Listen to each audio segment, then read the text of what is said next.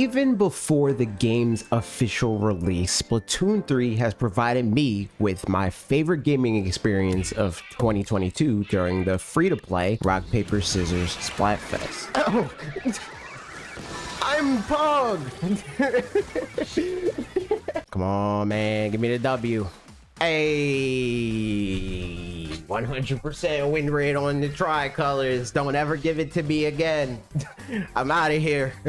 Y'all be easy. The same will be true for millions of people upon its release and long after it comes out. That said, despite what I feel has been a general air of anticipation and excitement amongst fans at and prior to this time, I can't help but feel an eerily similar sentiment of disdain at worst or trepidation at best surrounding Splatoon 3 outside of its already existing community, a feeling that was all too common prior to the release of Animal Crossing New Horizons. We know how that turned out, and much like I took it upon myself to sing the praises of that franchise before its latest release absolutely blew up, I want to do my damnedest to explain to you why there's a good chance Splatoon 3 is a game you should get a lot out of, even if you assume it's not your thing. Let's talk about it.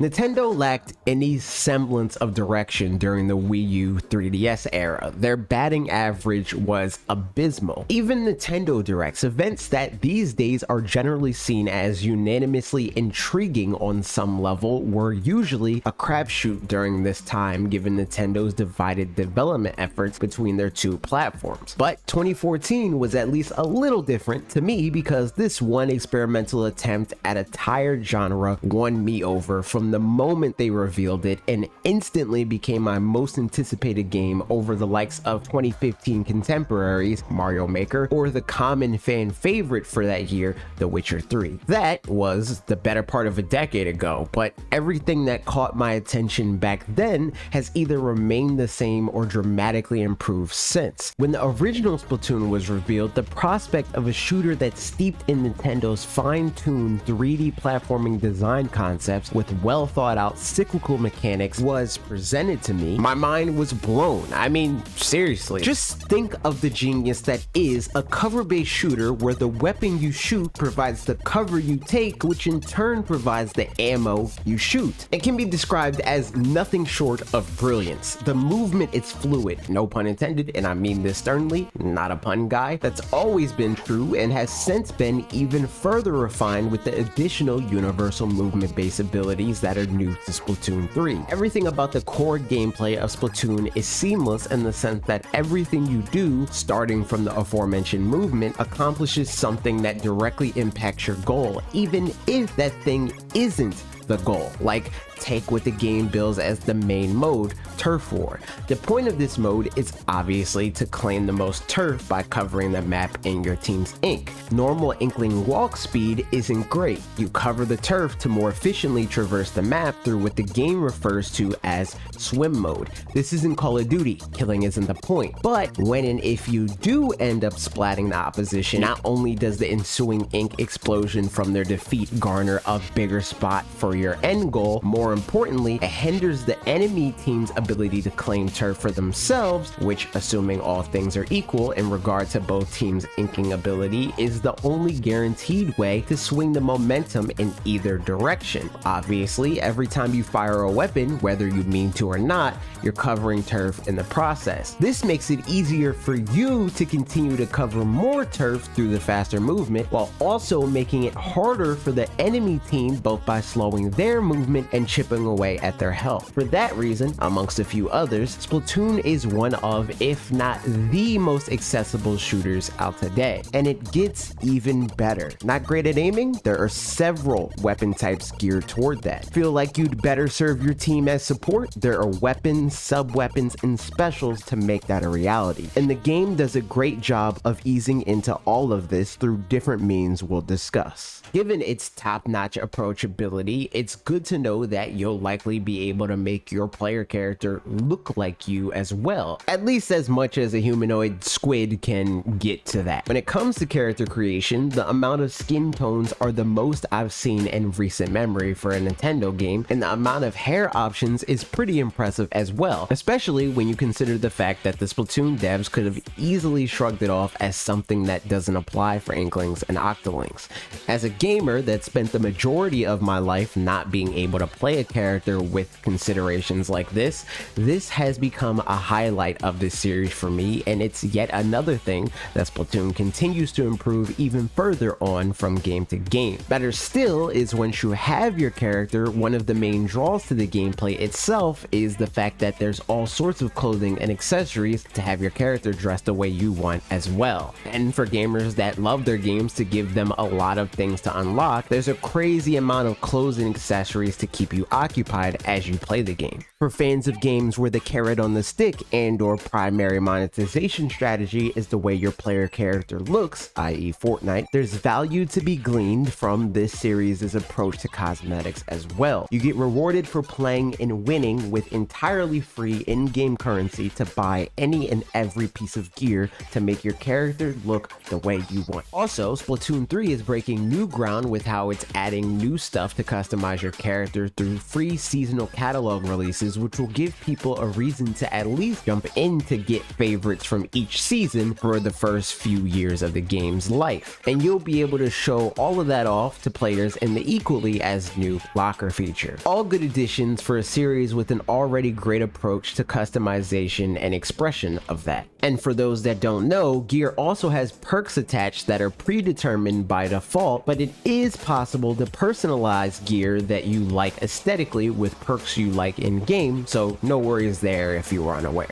Despite being a pretty competitively motivated person myself and the general esports centric approach to shooters catering towards gamers like me, I've never been one to play most shooters, due in large part to having terrible vision and feeling like I'm at an inherent disadvantage for that reason. Splatoon, however, addresses that partially due to the base objective not requiring me to see faraway enemies most of the time, the scale of the maps typically leading to close quarter situations more often than not, and the vibrant aesthetic of the game as a whole. In addition to that, when I do play shooters with friends, Fortnite being a common example, I tend to compensate for my visual impairment with movement, and wouldn't you know it, Splatoon has some of the best movement in any game I've ever played. So when I'm inevitably seen before I can see who sees me, I can use that slippery movement to buy myself enough time and the positioning necessary to get the kill anyway.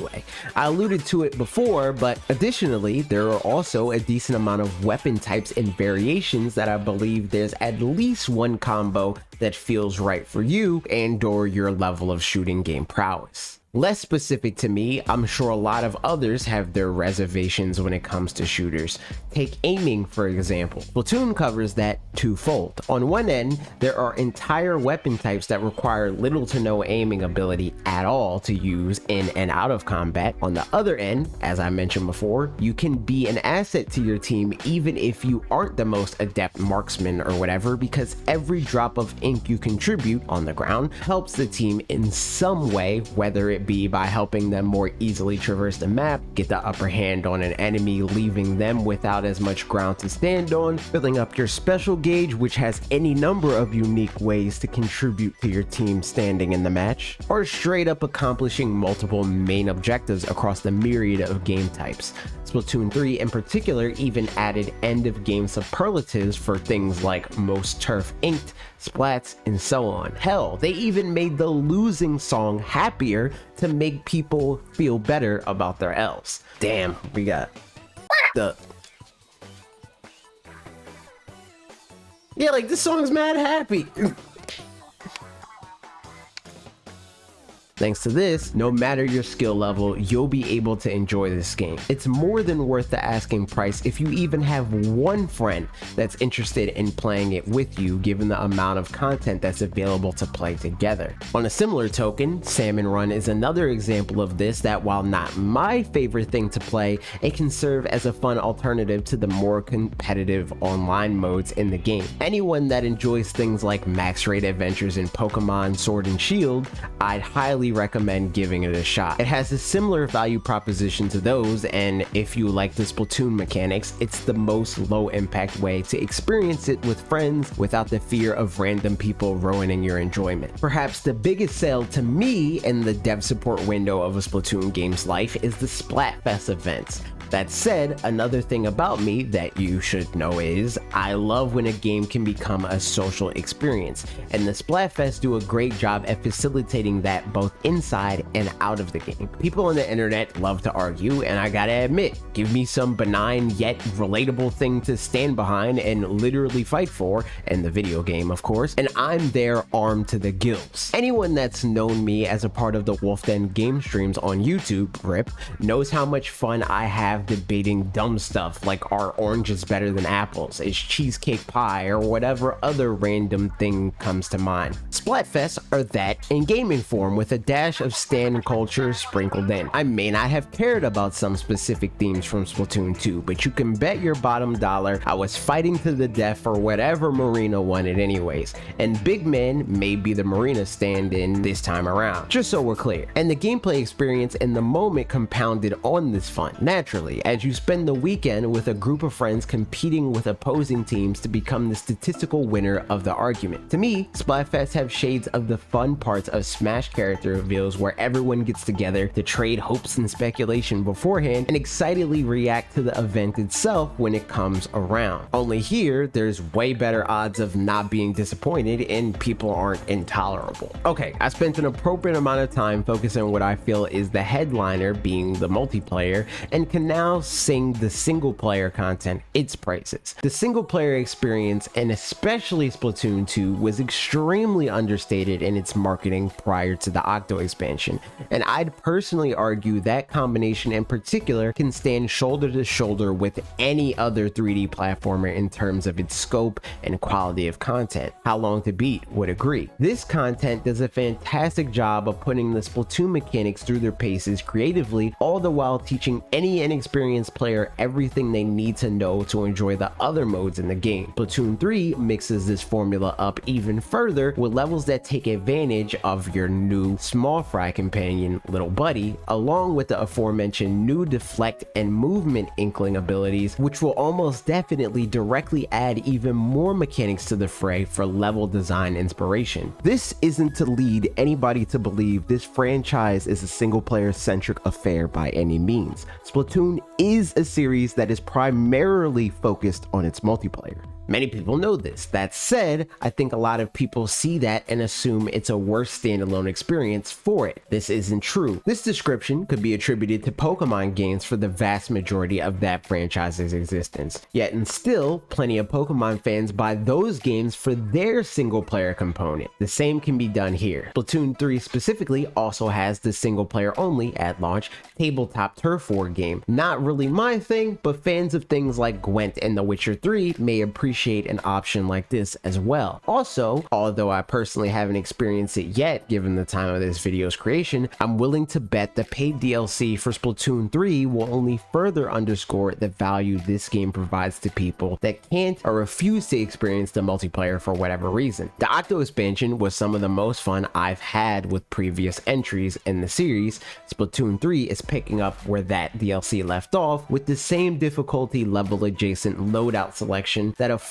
varying degrees of risk reward and provide some natural incentives for replayability. I would highly recommend it to anyone into platformers, as it seems likely the forthcoming follow-up will at least reach that standard if not exceed it. This goes for people only looking to play single player, and doubly so for people interested in giving the multiplayer a shot, as it's a fantastic way to get acclimated to the gameplay of Splatoon in an approachable yet engaging way. Even as someone that is very familiar with the Splatoon gameplay, I'm really looking forward to experiencing all of the new weapons and a playground that's different from the multiplayer, and even more than that, I'm excited to experience the level design of this new entry, as that's always been a strong point of previous outings. Splatoon is also well known by fans for its lore, and for good reason, because Splatoon takes advantage of lore in a way that few games I've experienced do. No other game that I've played uses its world's lore to influence the future of that series in as many parts of the experience so consistently.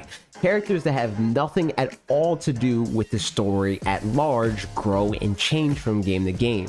The plot details and tone of the story mode are influenced by the will of the players. By way of Splatfest, from day one, the world building has been top notch, especially for a Nintendo game. And no matter what mode you're playing, you'll get to see their level of detail in this regard, since there are lore elements in every part of the experience from the moment you boot up the game. I mean, seriously, even the Turf War judges have seen a healthy amount of growth through the years. There are many other specific examples I could give, but will refrain because I'd prefer for people to go in as fresh to it all as possible. Just trust me when I say this aspect of Splatoon is one of its best qualities. All of that said, whether you've experienced past games or not, rest assured that if and or when you do choose to make Splatoon 3 your first game in the franchise, you'll get to benefit from this attention to lore. You won't need to play previous releases. Each game does a fantastic job of rewarding returning players by way of their lore, but there's never a bad time to jump in. If you want to support this channel, check out our Patreon to see if any of the available tiers are a good fit for you. If you want to hang out with the community, our free to join Discord server is linked in the description. Alongside that, details on how to win our video premiere giveaways and all of our social media accounts. Above all, subscribe to Redirect and ring the bell to be notified when new videos go live. Okay, that's it for me. See you next video.